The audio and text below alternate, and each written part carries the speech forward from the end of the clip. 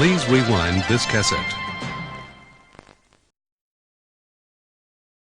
Of this one. They're already making an Elton John movie called Rocketman. I guess this is worth a watch, maybe watch it at home, but I liked Love and Mercy a lot more, and I thought that sad tone kind of fit that a lot more. I don't think this was the right energy for a Queen biopic. What are you gonna do? Another one bites the dust.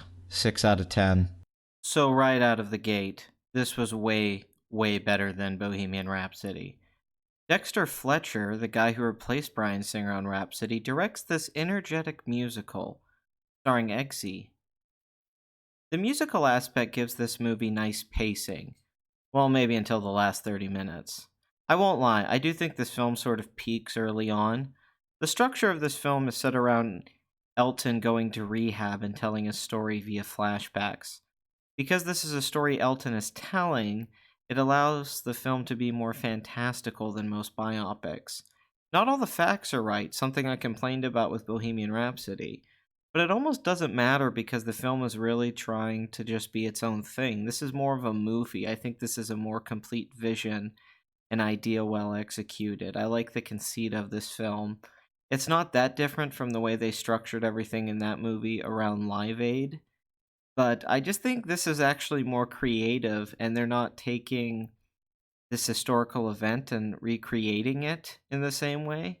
They're actually kind of building their own narrative device, and that's much more clever.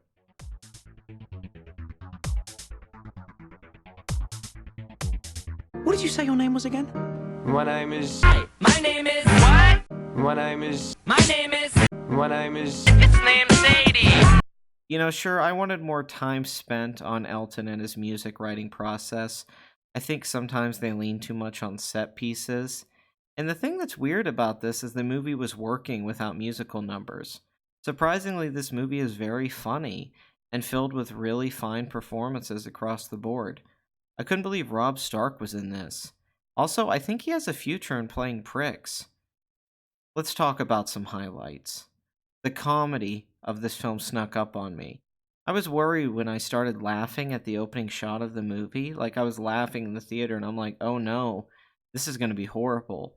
But then I realized this was just the tone of the movie. It was supposed to be funny. There's a lot of goofy moments, and for some reason it just feels right. There was only some moments that I think didn't work. Maybe one point with a guy shooting up into the sky like a rocket. I noticed Matthew Vaughn was a producer, and this movie almost has a similar tone to some of his work. I think like Stardust and the way he pulled it off. Remember when I said the film peaks early? Well, one of the main reasons for this is a terrific sequence using the song Saturday Night Is Alright for Fighting. The first 20 minutes exploring his childhood was working perfectly fine, but it's in this moment that the movie really comes alive. I was hoping for this kind of energy the whole time. There was like this West Side Story sort of vibe going on, but for some reason the filmmakers cut down on dance numbers. It just becomes a lot of people singing to each other in rooms, or they watch something and sing, or a concert sequence, but I don't know. It's just like, man, maybe this should have had more dancing. I don't know. I sound really gay right now.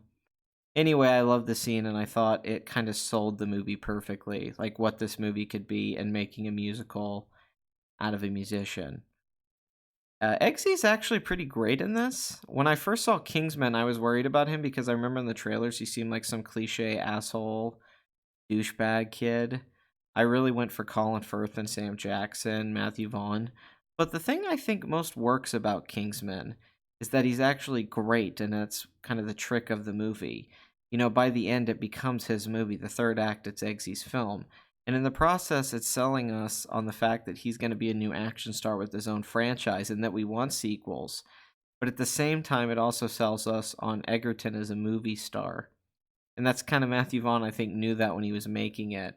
And I think that's why that first film was such a success, because there was a surprise to it that we don't get often in movies anymore. We were surprised how much we liked this actor in this role, and we ended up liking the character in that universe. Rocketman shows that Egerton is a very unique actor. He makes weird choices. I really like the way the guy moves his body. He doesn't do things that a conventional leading man who's as handsome as him would do. He actually leans on stuff that's more bizarre and, I don't know, unique. I felt that way about Kingsman. But in this movie, sometimes he just does things that I don't think another actor would have done, or at least an actor in his age range, you know. The Crocodile Rock scene with everyone floating, you see it in the trailer, that's a great scene too. Kind of like took my breath away, honestly. Are there any issues? Well, yeah. Uh, his parents feel like cartoon villains, and sometimes they oversell us on how evil they are. I was more interested in the stuff going on with Jamie Bell. Sadly, somewhere in the middle, the movie starts to lean on montages and loses some of its narrative push. The ending really works, but I saw the last song coming from a mile away, like halfway into the movie. I said, I know where they're going to end this thing. Also, why no deep cuts? Every music biopic always uses the top 5 hits. I think harmony would have worked perfectly in this movie, especially in the middle. I'm also not sure if Elton is always likable. Sure, he's supposed to be self-destructive, and I think it's a little realistic. They're trying to portray him very honestly, but most of the time he just came off as a drama queen. He came off as really whiny and dramatic and explosive, impulsive. Maybe that's who Elton John really was. I don't know, but I guess I give them credit for not trying to make him always the most he was pretty likable in the beginning, but for a while in this movie, Jesus Christ, dude. Sometimes this movie looked like a blockbuster, and other times it felt like the budget was cut halfway into filming. I know it cost $40 million, but I found the movie to feel rather small. It's got good cinematography, costumes, sets, and I really like the transitions. But sometimes I think it lacks scale. The movie also did this thing where they acted like they had all these songs written years before they actually did, but I guess that's what you have to do with the musical, or you'd have no songs. This was like a better version of Julie Taymor's Across the Universe. I thought about that a lot when I saw this movie. Overall, though, the director did a really solid job, and I wish he had been the one that had done Bohemian Rhapsody. Its emotional arc delivers because you really are happy this guy made it through. He decided to live a clean life, one that isn't as covered by the shadow of his former self. He's able to move on, and somehow it gives you the strength in your own life maybe to move on and just accept that part of life is the suffering, that this stuff is hard, and there's some people that are never going to like you, and you're never going to get some people to love you. The movie says that if nobody loves you, if you can't gain love, that maybe you can just love yourself. And perhaps that's good enough. Jamie Bell is really good in this.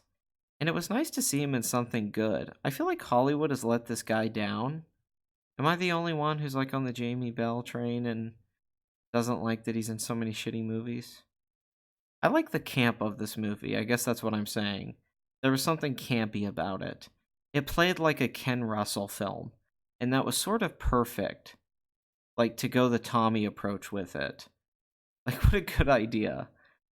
So kudos to everyone involved. I mean, it's not a great film, but it's a good film, and it's a pleasant surprise. I didn't expect this to be good. I was back home, and my mother wanted to see it. And I was like, here we go, a mom movie. And we all went to go see it, and I was like, wow, this is actually kind of awesome. So I give Rocketman a 7.5 out of 10. And I expect this is going to be on Broadway in a few years, where it might even work better, for being honest.